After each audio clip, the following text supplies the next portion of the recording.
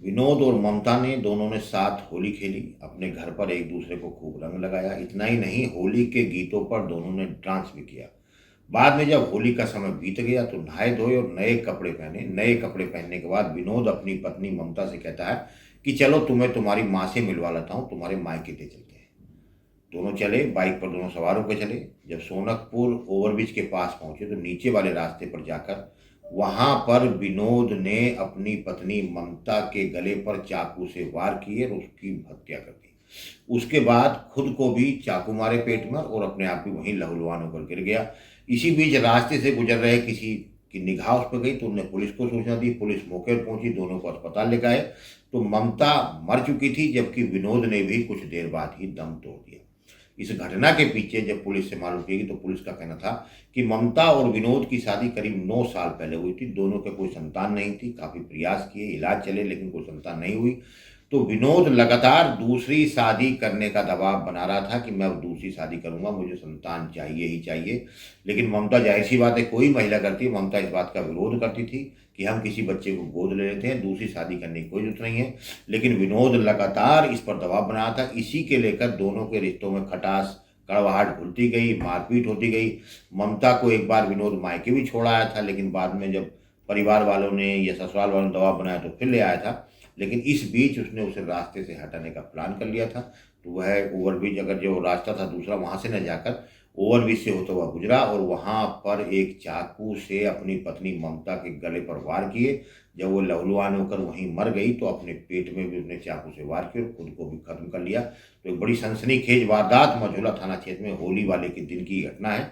जिस दिन होली थी, जिस दिन रंग खिल रहा था, उस दिन की घटना ना। दोनों पति पत्नी ने, जो मोहल्ले वालों से हमने बात की तो उनका कहना था कोई ये नहीं कह सकता कि दोनों के बीच में कोई झगड़ा था, कोई लड़ाई थी, कोई कड़वाहट थी, क्योंकि दोनों ने खूब जम के होली खेली है, एक दूसरे को रंग लगाया है, घर में डेक पर होली के गीतों पर खूब नाचे हैं। लेकिन किसको पता था कि विनोद के मन में क्या चल रहा है और इनके आने वाला समय इनका क्या होगा। और दोनों ने, उसने, विनोद ने पहले अपनी पत्नी ममता की हत्या की और बाद में खुद को भी चाकू मारकर अपनी जान दे दी। धन्यवाद। मझौला थाना क्षेत्र में पति ने पहले अपनी पत्नी को मारा है, फिर उसको मार क्या पूरा प्रकरण है सर? देखिए, आज 3 बजे के आसपास दोपहर में एसएचओ मझौला को सूचना मिली कि काशीराम कॉलोनी के जंगलों में एक व्यक्ति घायल अवस्था में पड़ा हुआ है।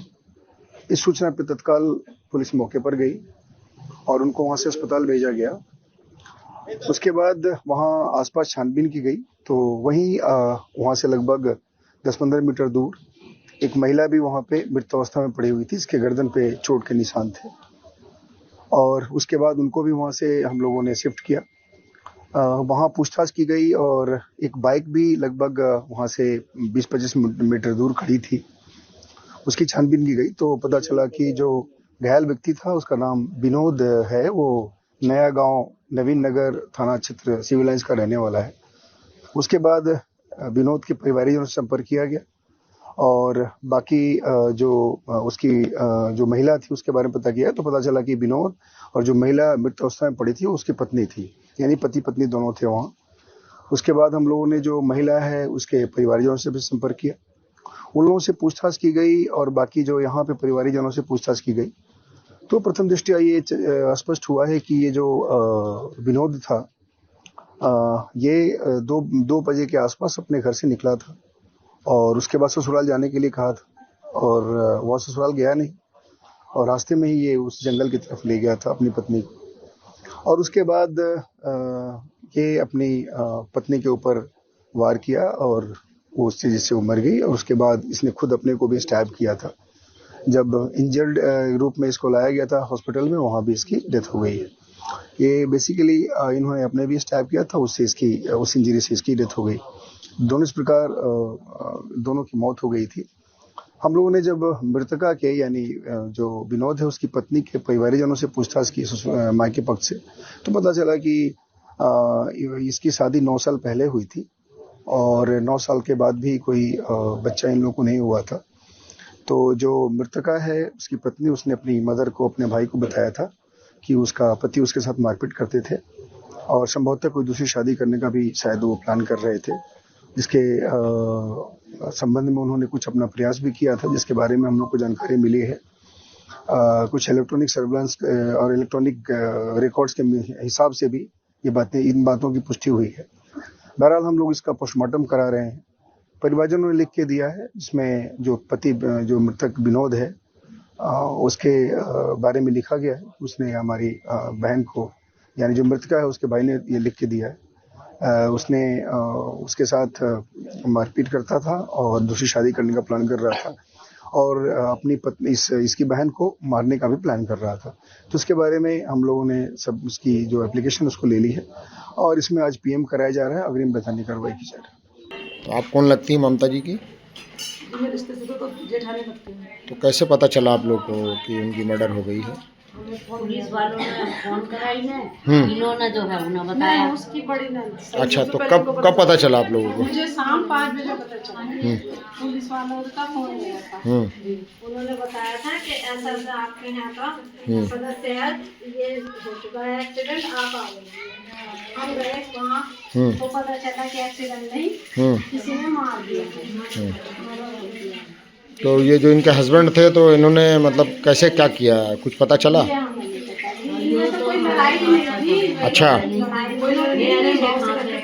ऐसे थे, एक दूसरे के बिना रह भी नहीं सकते तो थे। क्या करते थे इनके पति काम? इलेक्ट्रॉनिक की दुकान कहाँ पर? नवीन नगर में थी।